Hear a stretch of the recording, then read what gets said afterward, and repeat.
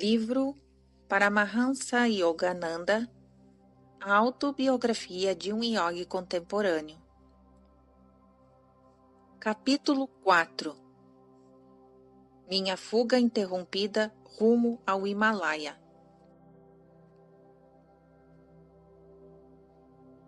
Abandone a sala de aula, arranjando algum pretexto fútil, e alugue um conche. Pare na travessa lateral, onde ninguém da minha casa o possa ver.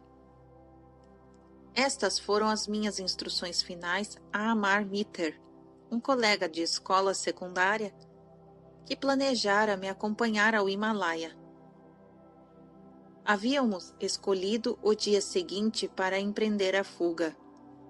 Era necessário tomar precauções, pois meu irmão Ananta exercia vigilância rigorosa. Ele decidira frustrar os planos de fuga que suspeitava predominarem em minha mente. O amuleto, como um fermento espiritual, trabalhava silenciosamente em meu interior. Eu esperava encontrar, em meio às neves do Himalaia, o mestre cuja face muitas vezes me aparecia em visões. Minha família estava morando em Calcutá, para onde papai fora definitivamente transferido. Em obediência ao costume patriarcal hindu, Ananta trouxera sua noiva para viver em nossa casa, agora em Gurpar Road, número 4. Ali, num quartinho de sótão, eu me entregava a meditações diárias, preparando minha mente para a busca divina. A memorável manhã chegou com uma chuva pouco auspiciosa. Ouvindo as rodas do coche de Amar na rua, embrulhei precipitadamente um cobertor, um par de sandálias, 2 tangas, um rosário, a fotografia de Lakshmanasaya e um exemplar do Bhagavad Gita. Atirei este embrulho pela janela de meu quarto no 2º andar. Desci as escadas correndo e passei por meu tio, que comprava peixe na porta. Que excitação é essa? Seu olhar me examinou cheio de suspeitas. Eu lhe sorri com um ar inocente e avancei pela viela. Apanhando meu embrulho, reuni-me a Amar, com a cautela de um conspirador. Dirigimo-nos para Chandni Shank, zona comercial da cidade. Durante meses, havíamos economizado o dinheiro do nosso lanche para comprar roupas inglesas. Sabendo que meu esperto irmão desempenharia facilmente o papel de detetive, pensamos iludi-lo disfarçados em trajes europeus. Em nosso caminho para a estação, detivemo-nos a fim de que a nós se reunisse meu primo, Jotin Ghosh, a quem eu chamava de Jatinda. Era um novo convertido suspirando por um guru no Himalaia. Preparamos sua roupa e ele a vestiu. Ótima camuflagem, pensávamos esperançosos. Uma grande euforia dominava nossos corações. Agora só nos faltam sapatos de lona. Conduzi meus companheiros a uma loja onde estavam expostos calçados de sola de borracha, artigos de couro obtidos pela matança de animais, não devem ser usados nesta sagrada viagem. Detive-me na rua para remover a capa de couro de meu Bhagavad Gita e as correias de couro de meu sola top, capacete, de manufatura inglesa. Na estação, compramos passagens para Burdwan, donde planejávamos baldear para Hardwar, no sopé do Himalaia. Assim que o trem como nós se pôs em fuga, dei rédeas soltas a algumas de minhas gloriosas previsões, antegonzando-as. Imagine só, exclamei. Seremos iniciados pelos mestres, experimentaremos o transe da consciência cósmica. Nossos corpos se carregarão de tal magnetismo que os animais ferozes do Himalaia, ao se aproximarem de nós, ficarão instantaneamente domados. Tigres não passarão de dóceis gatos caseiros à espera de nós, de nossas carícias. Este comentário, que delineava perspectivas fascinadoras, tanto metafóricas quanto literalmente, produziu um sorriso entusiasmático em Amar. Jatinda, porém, desviou os olhos e pela janela dirigiu-os para a paisagem que fugia. Vamos dividir o dinheiro em 3 partes. Jatinda quebrou um longo silêncio com esta sugestão. Cada um de nós deverá comprar a sua própria passagem em Burdwan. Assim, ninguém na estação desconfiará de que estamos fugindo juntos. Sem de nada suspeitar, concordei. Ao anoitecer, nosso trem parou em Burdwan. Jatinda foi ao guichê de passagens. Amar e eu sentamos-nos na plataforma. Esperamos 15 minutos. E depois, infrutíferamente, inquirimos sobre o paradeiro. Procurando em todas as direções, gritávamos o nome de Jatinda, com a insistência de terror, mas ele se esfumaçara nos desconhecidos e obscuros arredores da pequena estação. Fiquei completamente abatido, num estado de choque próximo do topor. Não acreditava que Deus pudesse abençoar um incidente tão depressivo. Minha romântica fuga em direção a ele, a primeira que recebera o cuidadoso planejamento, redundara num cruel estrago. Amar, devemos voltar para casa. Eu chorava feito criança. O adeus empedernido de Jatinda é um mau presságio. Esta viagem se destina ao fracasso. É esse o seu amor a Deus? Você não tem forças para suportar o pequeno teste de traição de um companheiro? Graças à ideia sugerida por Amar, de que se travava de uma aprovação enviada por Deus, meu coração se acalmou. Logo, nos refizemos com os famosos doces de Burdwan. Sitat Bet Rog, manjar, para a deusa, e Motshur, pepitas de pérolas doces. Horas depois tomamos o trem para Hardwar, em Bariele, fazendo a baldeação no dia imediato a Moghu Serai. Discutimos um assunto vital enquanto esperávamos na plataforma. Amar, poderemos em breve ser interrogados pelos funcionários da estrada de ferro. Não estou subestimando a argúcia de meu irmão. Aconteça o que acontecer, não direi uma só mentira. Só lhe peço, Macunda, que não fale. Não ria e não faça um gesto enquanto eu falar. Neste momento, um funcionário europeu da estação se aproximou-se de mim. Ele agitava um telegrama cujo conteúdo adivinhei imediatamente. Estão fugindo de casa inconformados? Não. Fiquei satisfeito por ele haver escolhido palavras que me permitiram dar-lhe esta resposta enfática. Não era a inconformidade, mas a divina melancolia a responsável por meu comportamento nada convencional. O funcionário voltou-se então para Amar. O duelo de inteligência e subtileza que sustentaram dificilmente me permitiu manter a estoica gravidade aconselhada. Onde está o terceiro jovem? O homem pôs toda a autoridade possível em sua voz. Vamos, diga a verdade. Senhor, noto que está usando óculos.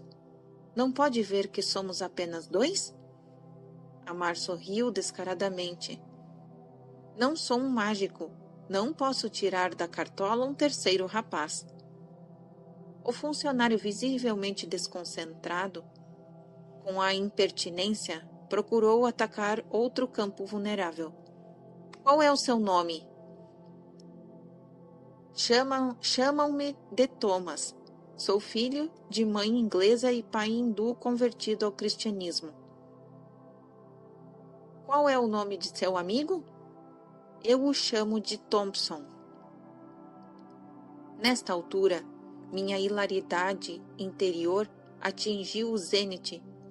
Sem cerimônia, caminhei para o trem que providencialmente dava o apito de partida. Amar veio atrás, acompanhado pelo funcionário, que se tornara crédulo e obsequioso a ponto de nos alojar em um compartimento reservado a europeus. Evidentemente, lhe dói ver os dois jovens de sangue semi-inglês viajarem numa seção destinada aos nativos. Quando se despediu cortesmente, reclinei-me para trás, no assento, em gargalhadas incontroláveis. O semblante de Amar expressava incontida satisfação por haver logrado um funcionário europeu veterano. Na plataforma, eu dera um jeito de ler o telegrama. Era de meu irmão Ananta e dizia: 3 jovens bengales vestidos à inglesa fogem de casa. Direção Hardwar, via Monghul Serai. Favor detê-los até a minha chegada. Ampla recompensa por seus serviços. Amar. Eu o preveni que não deixasse em sua casa itinerários com horas assinaladas. Eu o reprovava. Meu irmão deve ter encontrado algum lá. Meu amigo reconheceu sua falta, como um cordeiro. Paramos brevemente em Bariele, onde Dwarka Prasad esperava por nós. Observação número 31. Dwarka Prasad foi mencionado no capítulo 2. Fim da observação 31. Continuação da narrativa. Com um telegrama de Ananda, Dwarka tentou valentemente nos deter. Convenci-o de que a nossa fuga não fora empreendida por motivos fúteis. Como já o fizera em ocasião anterior, Dwarka recusou o meu convite de partir para o Himalaia. Enquanto à noite nosso trem se detinha em certa estação e eu dormitava, Amar foi acordado por outro funcionário inquiridor. Também este foi vítima do híbrido sortilégio de Thomas e Thompson. O trem nos levou a uma chegada triunfal em Hardwar, ao despontar a aurora. As majestosas montanhas assomavam convidativas à distância. Como um raio, atravessamos a estação e nos misturamos à multidão citadina, respirando nossa liberdade. Nosso primeiro ato foi mudar de roupa, envergando trajes indianos, pois Ananta, de algum modo, descobrira nosso disfarce europeu. Uma premonição de captura me obcecava. Reconhecendo que seria prudente partir de Hardwar sem demora, compramos passagens para prosseguir em direção ao norte, até Rishikesh, terra santificada pelos pés de muitos mestres desde as épocas remotas. Eu ia subir ao trem enquanto Amar se atravessava na plataforma. Acabou detido abruptamente pelo grito de um policial. Este, indesejado vigilante, escoltou-nos até a delegacia de polícia e confiscou nosso dinheiro. Cortesmente explicou que era o seu dever reter-nos até a chegada de meu irmão mais velho. Ao saber que nosso destino de fugitivos era o Himalaia, o oficial relatou uma estranha história. Vejo que são alucinados por santos. Nunca, porém, encontrarão maior homem de Deus do que um santo com quem estive ainda ontem. Um irmão de armas e eu o vimos pela primeira vez 5 dias atrás. Patrulhávamos o Ganges em caçadas ferozes a um assassino. Tínhamos ordem de capturá-lo vivo ou morto. Sabia-se que usava disfarce de sadhu para roubar os peregrinos. Pouca distância de nós, descobrimos uma figura cujos sinais coincidiram com a descrição do criminoso. Ele não tomou conhecimento de nossa ordem de alto. Corremos para subjugá-lo. Ao chegar por trás dele, brandi minha machadinha com tremenda força. O braço direito do homem foi quase completamente decepado. Sem proferir um grito ou olhar sequer a horrorosa ferida, o desconhecido continuou para o nosso assombro. Em seu passo veloz, quando saltamos à sua frente, ele disse em voz mansa: "Não sou o assassino que procuram." Fiquei profundamente mortificado ao ver que havia ferido um sábio de olhar divino. Prostrei-me aos seus pés, implorei o seu perdão, ofereci-lhe meu turbante para estancar o sangue que jorrava em abundância. Filho, foi um engano compreensível de sua parte. O santo olhou-me com bondade. Siga o seu caminho e não se reprove. A Mãe Divina toma conta de mim. Ele agarrou o braço pendente, apertou-o em seu lugar junto com o ombro. E maravilha! O ombro aderiu e o sangue parou de jorrar. Volte dentro de 3 dias e me verá completamente curado ali, sob aquela árvore. Assim, não sentirá mais remorsos. Ontem meu companheiro e eu fomos ansiosamente ao lugar designado. O sadhu achava-se ali e permitiu-nos examinar o seu braço. Nenhuma cicatriz era visível, nem qualquer vestígio de ferimento. Vou para as solidões himalaicas via Rishikesh.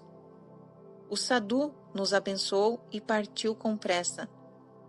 Sinto que minha vida ganhou elevação espiritual graças à sua santidade.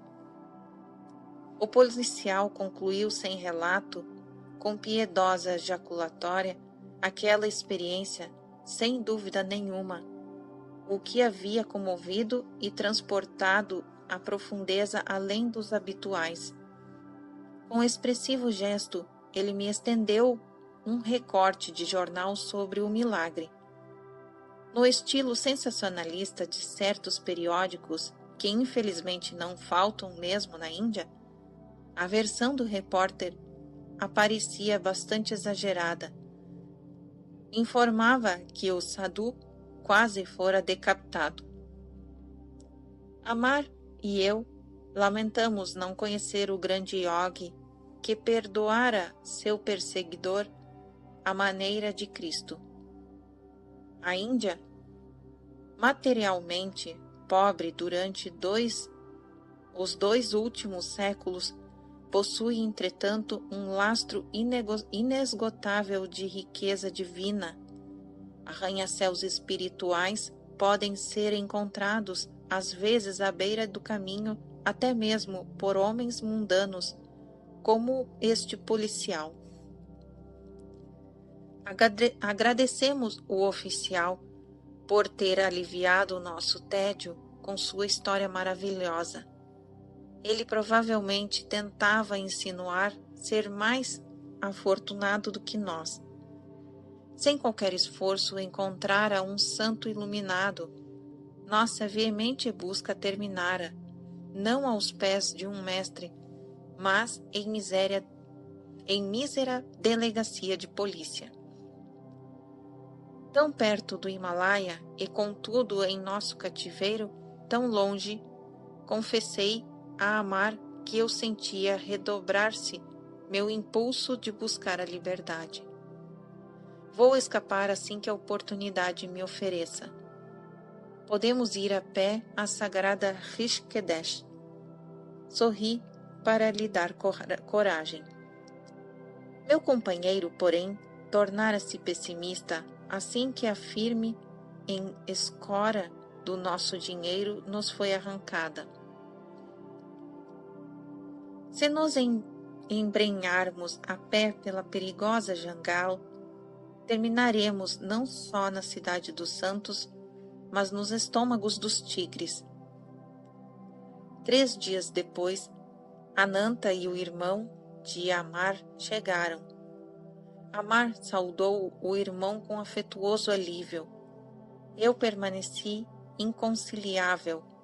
Ananta só obteve de mim severa repreensão. Compreendo como se sente, disse meu irmão com brandura.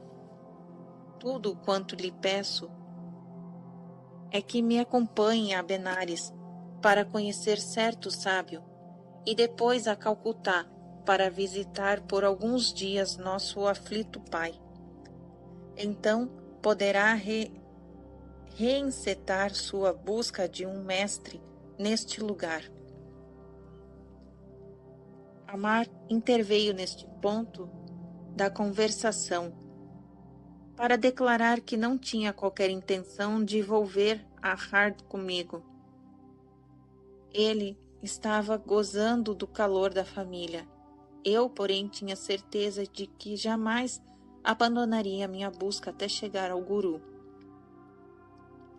Nosso grupo viajou de trem para Benares. Ali tive a resposta singular e instantânea a uma prece minha. Um plano habilidoso foi arquitetado previamente por Ananta. Antes de ir ao meu encontro em Hardwar, ele se detivera em Benares para pedir a uma autoridade em matéria de escrituras sagradas a concessão de uma entrevista mais tarde, quando voltasse comigo. O erudito e seu filho prometeram a Ananta que tentariam dissuadir-me de vir a ser um sannyasi. Observação número 32. Sannyasi, literalmente, renunciado, da raiz do verbo sânscrito por delado, rejeitar. Ananta levou-me a essa casa. O filho de um jovem, de maneiras exageradas, cumprimentou-me no pátio. A seguir, empenhou-se em longo discurso filosófico. Pretendendo conhecer por clarividência meu futuro, queria lançar ao descrédito minha ideia de seguir a vida monástica. Você terá dissabores constantes e nunca achará Deus se insistir em desertar de suas responsabilidades ordinárias. Não pode queimar seu passaporte do karma, fugindo às experiências no mundo. Observação número 33. Karma, efeitos de ações passadas nestas vidas ou em outras existências anteriores, no sânscrito Kri, fazer. Fim da observação número 33. Continuação da narrativa. Palavras imortais do Bhagavad Gita subiram aos meus lábios em resposta. Até mesmo alguém como o pior dos karmas, se em mim medita sem pausa, queima os efeitos de suas más ações. Observação número 34. Veremos isso nos capítulos 30 e 31. Continuação da narrativa. Transformando-se em um ser de alma excessa e atinge em breve a imorredoura paz, tem certeza disso? O devoto que confia em mim jamais perece. Os prognósticos forçados do jovem não abalaram minha confiança. Com todo o fervor de meu coração, orei a Deus silenciosamente. Por favor, tira-me desse embaraço e responda-me aqui mesmo, se tu desejas que eu leve uma vida de renúncia ou a de um homem mundano. Notei um sadhu de nobre aparência, além dos limites da propriedade do erudito. Evidentemente, ouvira algo de animada conversação entre mim e o pretenso clarividente, pois o desconhecido me chamou. A seu lado, um imenso poder fluía de seus olhos tranquilos. Filho, não dê atenção a esse ignorante. Em resposta à sua prece, o Senhor me encarrega de lhe assegurar que seu caminho nesta vida é unicamente o da renúncia. Com espanto e gratidão, sorri feliz ao receber esta mensagem decisiva. Afaste-se desse homem. O ignorante chamava por mim no pátio. Meu santo guia levantou a mão para me abençoar e afastou-se lentamente. Este sadhu é como você, um doido varrido. Era o encanecido erudito quem fazia esta encantadora observação. Ele e o filho me olhavam com um ar lúgubre. Ouvi dizer que também ele abandonou seu lar para uma vaga procura de Deus. Voltei-lhe as costas. Disse a Ananta que eu não estava disposto a sustentar mais discussões com os donos da casa. Meu irmão, desencorajado, concordou em partir imediatamente. Embarcamos em um trem para Calcutá. Senhor detetive, como descobriu que eu fugira com 2 companheiros? Dei curso à minha viva curiosidade interrogando Ananta em nossa viagem para casa. Ele sorriu maliciosamente. Em sua escola, descobri que Amar deixara a sala de aula sem regressar. Na manhã seguinte, fui à casa dele e achei um itinerário de trens com horários assinalados. O pai de Amar estava de saída e dizia ao cocheiro: meu filho não irá à escola comigo esta manhã. Ele desapareceu. Respondia o empregado. Ouvi um cocheiro, meu colega, dizer que seu filho e 2 companheiros vestidos com trajes europeus tomaram o trem para a estação de Howrah e presentearam com sapatos de couro o condutor dos cavalos. Assim, obtive 3 pistas: o horário, o trio de rapazes e a roupa inglesa. Eu ouvi as revelações de Ananta como um misto de bom humor e de vergonha, que mal endereçava fora nossa generosidade para com o cocheiro. Naturalmente, corri ao telégrafo para enviar mensagens aos chefes da estação em todas as cidades que Amar assinalara o horário de trens. Ele havia sublinhado Bariele. Telegrafei a seu amigo Dwarka, lá residente. Procedendo a um inquérito em nossa vizinhança, em Calcutá, soube que o primo Jatinda estivera ausente uma noite, mas voltara para casa na manhã seguinte, vestindo a roupa europeia.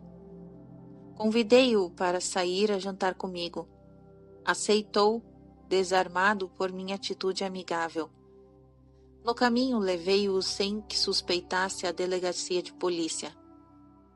Jatinda foi cercado por diversos policiais que eu previamente escolhera por seus aspectos ferozes. Sob aqueles olhares ameaçadores, nosso primo concordou em explicar sua misteriosa conduta. Parti para o Himalaia, mentalmente boiando num mar de alegria. Vibrava inspirado diante de uma perspectiva de encontrar os mestres.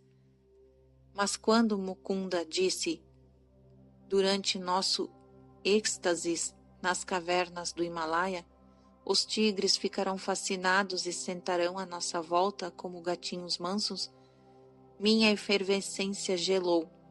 Gotículas de suor brotaram em minha testa. E se não for assim, pensei. Se a natureza carnívora dos tigres não se modificar pelo poder do nosso transe espiritual, seremos tratados com a delicadeza dos gatos domésticos? Em minha imaginação, já me via hóspede compulsório do estômago de algum tigre, lá não entrando de uma vez, como o corpo inteiro, mas as prestações em diversas postas. Minha raiva contra o desaparecido Jatinda evaporou-se em riso. A hilariante explicação dada no trem valia por toda a angústia que ele me causara. Devo confessar que senti leve satisfação. Jatinda, também ele, não escapara de um encontro com a policial. Ananta, você nasceu um cão policial autêntico. Observação número 35. Sempre o chamei de Anantada. Da é sufixo de respeito acrescentado ao seu nome de irmão mais velho por todos os seus outros irmãos e irmãs. Fim da observação 35. Continuação da narrativa. Em meu divertimento havia algo de exasperação.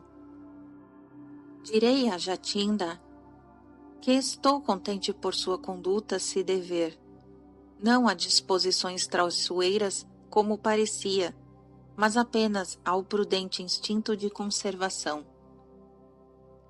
Em nosso lar em Calcutá, papai, eternecidamente comovido, suplicou-me conter meus pés errantes, pelo menos até completar os estudos secundários. Durante minha ausência, ele carinhosamente amadurecera um plano contratando um santo versado nas escrituras, Swami Kebalananda, para vir com regularidade à nossa casa. Observação número 36. Na época de nosso encontro, Kebalananda ainda não havia ingressado na ordem de Swami, e seu nome mais conhecido era Shastri Masaya. Para evitar confusão com o nome de Larish Marasaya e do mestre Marasaya, veremos no capítulo 9, quando me refiro ao meu professor particular de sânscrito, uso seu último nome, o monástico de Swami Kebalananda. Sua biografia foi recentemente publicada em Bengali. Nascido no distrito de Khulna, em Bengala, em 1863, Kebalananda abandonou o corpo em Benares com 68 anos. Seu nome da família foi Ashutosh Chatterjee. Fim da observação número 36. Continuação da narrativa. Este sábio será instrutor de Sânscrito, anunciou meu pai cheio de confiança. Papai nutria a esperança de satisfazer meus anseios espirituais com instruções de um filósofo erudito. Mas num baralho sutil, as cartas logo mostraram outro jogo. Meu novo mestre, longe de oferecer conhecimentos cheios de aridez intelectual, converteu-se em um abanador para avivar entre as cinzas as brasas de minha aspiração por Deus. Meu pai ignorava que Shawans Kebalananda era discípulo de Larishmarasaya e um dos de mais elevada espiritualidade. O incomparável Guru tivera milhares de discípulos silenciosamente atraídos pelo poder irresistível de seu divino magnetismo. Eu soube mais tarde que Larishmarasaya muitas vezes definira Kebalananda como um rishi, ou sábio iluminado. O rosto famoso de meu instrutor tinha por moldura barba e cabeleira abundantemente encaracoladas. Seus negros olhos abriam-se sinceros, com transparência de um olhar de criança. Todos os movimentos de seu corpo delgado revelavam uma deliberação em repouso. Sempre cortês e pleno de bondade, estabelecera-se firmemente na consciência do infinito. Muitas de nossas horas mais felizes foram passadas juntos em profunda meditação e kriya. Kebalananda era notável autoridade nos antigos Shastras, ou livros sagrados. Conquistara por sua erudição um título de Shastri Marasaya, de um uso comum ao cumprimentá-lo. Meu progresso, entretanto, na disciplina do sânscrito era quase nulo. Eu aproveitava toda oportunidade para desertar da gramática prosaica e conversar sobre yoga e Larishmarasaya. Um dia tive a honra de ouvir o meu professor falar de seu convívio pessoal com o mestre. Tive a rara felicidade de permanecer ao lado do mestre durante 10 anos. Seu lar em Benares constituía a meta de minha peregrinação todas as noites. O guru encontrava-se sempre em sua pequena sala de recepção no andar térreo. Ao sentar-se em posição de lótus, num banco de madeira sem espaldar seus discípulos, formavam uma semi-guirlanda em seus pés. Seus olhos cintilavam e bailavam com alegria divina. Observação número 37. Porque a verdadeira natureza de Deus é beatitude, o devoto sintonizado com ele experimenta uma inata e ilimitada alegria. A primeira das paixões da alma e da vontade é a alegria. Sir João da Cruz, autor da Subida ao Monte Carmelo, um de seus místicos aforismas: para chegar àquilo que não se tem, é preciso tomar o caminho que não se tem, para atingir aquilo que não se é. Necessário se faz tomar o caminho onde não se é, para obter o tudo é. É preciso abandonar tudo. O corpo do grande santo cristão morto em 1591, exumado em 1859, achava-se em estado de incorruptibilidade. Fim da observação número 37. Continuação da narrativa. Conservava os olhos semicerrados, contemplando através do olho telescópico interior a esfera de beatitude perene. Raras vezes se alongava ao falar. Ocasionalmente, seu olhar focalizava um estudante precisando de ajuda. Então palavras impregnadas de vibrações curativas e consoladoras fluíam numa avalanche de luz. Paz indescritível florescia dentro de mim em simples olhar do Mestre. Sua fragrância saturava-me como se viesse de um lótus do infinito. Estar com ele, mesmo sem tocar uma palavra durante muitos dias, era uma experiência que alterava todo o meu ser. Se alguma barreira invisível se interpunha no caminho de minha concentração, eu ia meditar aos pés do Guru. Ali atingia facilmente estados de consciência sutilíssimos. Tais percepções me escapavam da presença de instrutores menores. O Mestre era um templo vivente de Deus, cujas portas secretas se abriam para todos os discípulos através da devoção.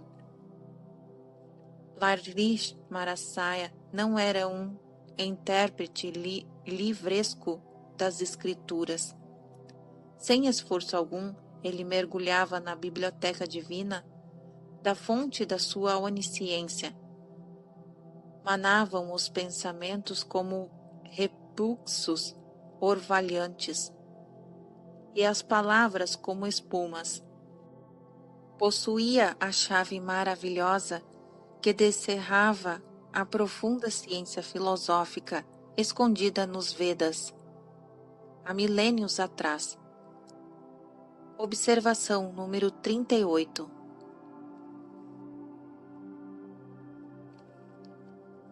Dos 4 antigos Vedas subsistem cerca de 100 livros canônicos. Emerson, em seu diário, rendeu este tributo ao pensamento védico. Ele é sublime como o calor e a noite, e um oceano sem pulsação. Contém todos os sentimentos religiosos, todas as grandes éticas que gozam da intimidade de cada espírito poético e nobre, alternativamente. Inútil é pôr de lado este livro. Se me confio aos bosques ou a um barco no lago, a natureza me converte logo num brilunim. Pobreza eterna, equilíbrio perpétuo, poder insondável, silêncio imperturbável. Este é o credo da natureza. Paz, ela me diz, e pureza e abandono absoluto, estas panaceias expiram todo o pecado e o conduzem à beatitude dos 8 deuses. Fim da observação 38. Continuação da narrativa. Se lhe pediam que explicasse os diferentes planos de consciência mencionados nos textos arcaicos, acedia sorrindo. Atingirei esses estados e simultaneamente lhes direi o que estou percebendo. Era, assim, diametralmente oposto aos professores que aprendem as escrituras de memória e depois explicam abstrações das quais não têm experiência. Por favor, explique os versículos sagrados à medida que o significado deles lhe ocorrer. O taciturno guru costumava dar esta ordem a um discípulo próximo: guiarei seus pensamentos para que faça a interpretação correta. Desta maneira, muitas das percepções de Larismarasaya vieram a ser registradas, acrescidas de volumosos comentários feitos por vários estudantes. O mestre jamais ensinou a acreditar servilmente. Palavras são apenas conchas, dizia ele. Adquira a convicção da presença de Deus através do seu próprio contato com a beatitude ao meditar. Fosse qual fosse o problema do discípulo, o guru aconselhava Kriya Yoga como solução. A chave de yoga não perderá sua eficiência quando eu não mais estiver presente no corpo para guiar meus discípulos. É uma técnica que não pode ser encadernada, arquivada e esquecida à maneira das inspirações teóricas. Constituem-se em pausas na senda de libertação através de Kriya, cujos poderes residem em sua prática. Eu próprio considero Kriya o mais eficiente recurso de salvação, pois o homem aplica seu esforço pessoal na busca do infinito.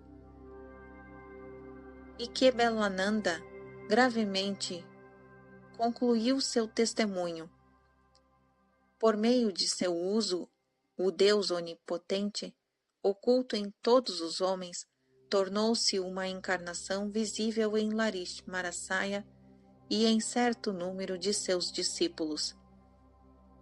O milagre crístico realizado por Larish Marasaya ocorreu em presença de Kebalananda. Meu santo tutor um dia repetiu a história, afastando os olhos dos livros de sânscrito abertos sobre a mesa. Um discípulo cego, Ramu, despertou minha compaixão ativa.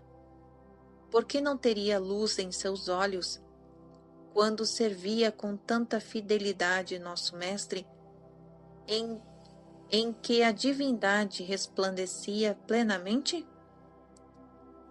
Certa manhã, tratei de falar com Ramu, mas ele me sentava pacientemente durante horas, refrescando o ar em torno de seu guru com um punkah, abanador feito à mão, de folhas de palmeira. Quando afinal o devoto deixou a habitação, eu o segui. Ramu, há quanto tempo você é cego? Desde o nascimento, Senhor. Nunca meus olhos foram abençoados com um vislumbre do sol. Nosso guru onipotente pode ajudá-lo. Suplique-lhe, por favor. No dia seguinte, Ramu aproximou-se timidamente de Larish Marasaya. O discípulo sentia quase vergonha de pedir que uma riqueza física fosse acrescentada à sua superabundância espiritual. Suplico a meu mestre, dentro de quem está aquele que ilumina o cosmos, conduza a sua luz aos meus olhos, para que eu possa perceber a tênue resplendor do sol. Ramu, alguém o induziu a colocar-me em posição difícil. Eu não tenho o poder de curar. Senhor, o infinito dentro do guru pode realmente curar. Isso é bem diferente, Ramu. Para Deus, não há limites. Ele que acende as estrelas e as células das carnes com misteriosa refulgência de vida, pode trazer-lhe seguramente o brilho da visão aos olhos. O mestre tocou a testa de Ramu no ponto médio entre as sobrancelhas. Observação número 39. Sede do olho espiritual. Ao morrer, a consciência do homem é atraída para este ponto sagrado, como o demonstram os olhos, erguidos para cima dos mortos. Fim da observação 39. Continuação da narrativa. Conserve sua mente concentrada aí e cante com frequência o nome do profeta Ramá durante 7 dias. O esplendor do sol terá uma aurora especial para você. Observação número 40. Ramá, principal figura sagrada de Ramayana, a epopeia sânscrita. Fim da observação número 40. Continuação da narrativa. De fato, ao findar a semana aconteceu. Pela primeira vez em sua vida, Ramu contemplou a bela face da natureza. Deus onisciente havia, sem erro, induzido o discípulo a repetir com fé o nome de Rama, e por ele adorado acima de todos os santos. A fé de Ramu era o solo devocional já arado, onde germinou a poderosa semente da cura permanente lançada por seu guru. Kebalananda guardou silêncio por um momento e depois prestou um novo tributo a seu guru. Era evidente em todos os milagres realizados por Larismarasaya que ele jamais consentia ao ego considerar-se a força casual. Observação número 41. O princípio do ego, Ahankara, literalmente eu faço, é a raiz do dualismo ou da aparente separação entre o homem e seu Criador. Ahankara coloca os seres humanos sob o domínio de Maya, ilusão cósmica. O que é subjetivo, ego, apresentar-se falsamente como objetivo. As criaturas supõem que são as criadoras. Veremos no capítulo 5 e 30. Nada do que faço sou eu quem faz. Assim pensará quem se atém às verdades das verdades. Sempre seguro de que este é o mundo dos sentidos que brincam com as sensações. Realmente, vê quem percebe que os trabalhos são praxes do mundo na natureza para exercício da alma. Quem, apesar de agir, não é o agente. Embora eu seja sem nascimento e sem morte indestrutível, o Senhor de todas as coisas vivas, nem por isso deixo pelo poder de Maya, pela magia que imprimo às flutuantes formas da natureza, a vastidão primeva de nascer e morrer e tornar a nascer. Difícil é ultrapassar o véu divino das várias aparências que me escondem. Contudo, os que me adoram o transpassam para chegar além. Bhagavad Gita. Fim da observação número 41. Continuação da narrativa. Por sua perfeita submissão ao supremo poder de curar, o mestre permitia que este fluísse livremente através de si. Os numerosos corpos que foram espetacularmente curados através de Larismarasaya tiveram um dia de alimentar as fogueiras de cremação. Mas o silencioso despertar de espíritos que ele operou, os discípulos crísticos por eles formados, são seus milagres imperecíveis. Não cheguei a ser um erudito em sânscrito. Kebalananda me ensinou uma sintaxe mais divina.